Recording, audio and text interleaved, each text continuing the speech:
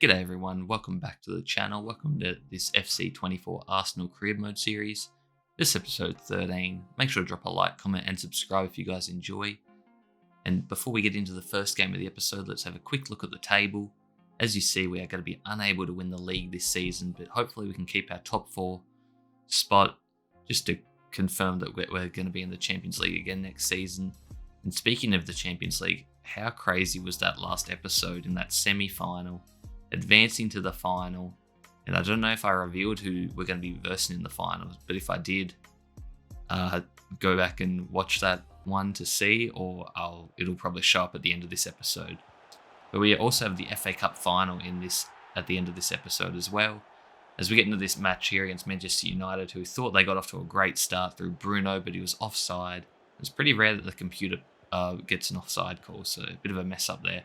But what a ball there from, I think that was Kimmich to Jesus, and Jesus puts that home, and a good start to this one. Just over 8 minutes in, we get a 1-0 lead early on here through Gabriel Jesus.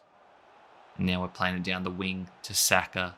These shadows at Old Trafford are quite annoying. Saka whips it in, finds Martinelli, and again, what a finish that was.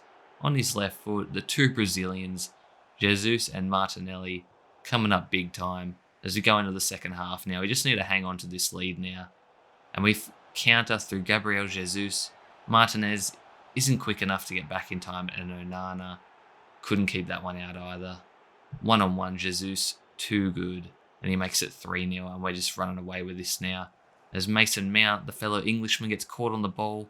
Saka through to Ødegaard. What's Ødegaard going to do? He's going to take his time and unselfishly give it to Jesus. And Jesus is going to complete his hat-trick. And what a win this is for us. 4-0 against Manchester United. Cannot complain with that. A great result. And that basically secures us a top 4 finish. And we're going to be finishing the league also in this episode with our second last game here against Wolves. And I think we have one more after that. But Wolves not in good form at the moment there. You see their last 5 matches, a couple draws and a few losses. I do like Wang Hee-chan for them out on the left, but I don't think he's a real target for us. I don't think he's world-class enough. Even though I do think he has the potential to be, I just don't have the time to develop him. And Wolves have the first chance here, and it goes just wide. Ramsdale playing in this one. And it was right on the half-time there, and that would have been a big goal going into the break, but we managed to leave unscathed. And now early on in the second half, Kimmich gets fouled. Ref gives the yellow card, and I thought Kimmich was going to get injured from that, but it looks like he's gotten up and he's all right. And it's actually going to be Martinelli on this free kick. Doesn't have the best stats, but from this position, he has a chance, and Martinelli's going to hit it, and he scores. What a free kick. Gabriel Martinelli. He's my favourite player, honestly. Like, a lot of people love Saka, and obviously I love Saka too, but early on, I just liked what Martinelli was doing, especially in the second squad back in his early days. And Trossard there, I don't know how that's gone in. I don't know if that was deflected or if it was just very well placed, but Trossard scores again, and he's been another one for us. He's just been an unsung hero and very underrated in real life and in this career mode. As we get it to him again here in stoppage time, and he makes it 3-0, and Trossard doing his signature celebration, and we win 3-0. So that's back-to-back clean sheets. Defence being very solid, as you see some other results there. Liverpool actually drawing there against Fulham. Now, last match is going to be against Everton, so we're going to be guaranteed 3rd spot in the table. So hopefully we can improve on that next season as we want to challenge for the league. We were challenging early on, but we just fell apart a little bit, and Man City aren't going to drop many games, and then obviously Liverpool as well are going to be hard to beat. But next season, it's probably going to be our main focus, as well as the Champions League, obviously. I mean, there is a chance we win it this year, which would be crazy considering we've never done that before in history. But what a ball there from Jesus. Did you see that one-touch pass to Emil Smith-Rowe? And Smith-Rowe's been sought after by many clubs in real life. I don't think I should let him go, but let me know your opinions down below in the comments, because obviously we can make quite a bit of cash off him. And if he's not going to make the first team, should I move him on, or should I keep him just as a good quality depth player for the squad? And he can fill in a role in multiple positions. As Saka gets it to Jesus, and we are just on fire at the moment. We go up 3-0 against Everton at the Emirates. A good way to say goodbye to our fans, at least at the Emirates, as we still have another game or two to go in this series. And it's going to be Beto there who gets one back for Everton. Bit of a consolation goal there. Don't know if that celebration was really necessary. But you see the stats there, dominant again. And we're going to be, speaking of the stats, we're actually going to be looking at the stats here in a moment. As you see some other results there. And you see we finished third with the second best goal difference. Basically the best goal difference. But you see there, attacking wise, we're phenomenal. Defensive wise, we could have improved a bit there. But you see the golden boot there, Salah and Haaland. Followed by Jesus actually, who actually had a handful of games less played. And then Odegaard was actually on track to win the golden boot, I believe, earlier on in the season, but fell off a little bit. But he also didn't play as many games as the others, just due to the fact that we were rotating and resting players at certain times. And obviously see Martinelli as well.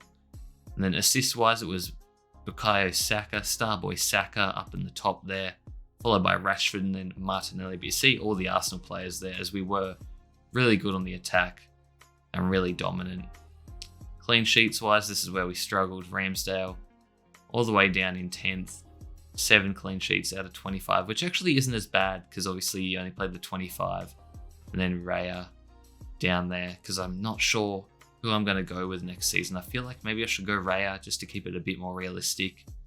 But these ratings aren't very favourable to him, so I don't want to struggle too much because I have a bit of a dodgy keeper in goal. But let me know again down below in the comments what you think I should do. But this is the big one here against Hull City in the FA Cup final. What a story this would be for Hull if they can manage to pull off the miracle here and beat us in the final. I believe we actually versed Hull City in real life in the FA Cup final of 2014. I believe we ended up winning that in extra time, I think 3-2 after Hull City got off to a great start. We definitely don't want that happening in this one. We don't want to give them any life. We want to be on them from the outset. And you see here, we've just started the game and we're on the attack here through Kimmich. Plays it out wide to Martinelli. And Martinelli's going to play it back to Kimmich. And Kimmich is going to find the byline. He's going to cut it back and Saka is just left unmarked and he taps it in. And we get a dream star there. We go up 1-0 within the first 4 minutes of the match. And this isn't looking good for Hull. If this is more of what's to come, this is going to be a long day for them. And this is going to be a long coronation for us, which I'm more than happy with. Bukayo Saka with an easy tap in there. And what a start we're off to here. Bukayo Saka with the goal. Still plenty of game time to go though, as we are still early on here. But we're looking to come forward again through Gabriel Jesus. Gets the shot blocked, but it falls back to him. And the keeper's had an absolute mare there as Jesus shoots it pretty much directly at the keeper, but he's dived out the way or it's gone under his legs. I don't really know what happened there. But now Hull City are really desperate to get one back here, and they get a bit lucky there through the rebounds, but Raya is good enough to keep it out. But Hull going forward again through Jaden. Tufan plays it forward to Christie, who does Gabriel. Gabriel's been sent. Ball rail cuts it back in the middle. And Raya with a huge save. But Hull City still have it, but it comes to nothing as we advance to the second half now. You think if we get one more goal, it's for certain going to be over. Odegaard, they're on the counter. Martinelli hits it with his left. And Martinelli has basically secured the FA Cup as Hull look to get one back here. I guess if they get one back quickly, they have a chance. But Gabriel with a big tackle. But his pass ricochets. The falls, Saliba goes down, no foul called, and Hull get one back with 15 minutes to go. But do they have enough time? That is the question. Martinelli plays it out wide to Zinchenko. What can he do? He's going to go down the byline, cut it back to Jesus, and Jesus gets another one. We've just been too quick, too fast, and too good. And that's all she wrote. 4-1, the final result. As I'm going to bid farewell to you guys and this episode. I'm going to let the celebration pan out, and I'll see you guys in the next episode, the season 1 finale, and it'll be the Champions League final. But anyways, I'll let this play out. See you in the next one. Peace.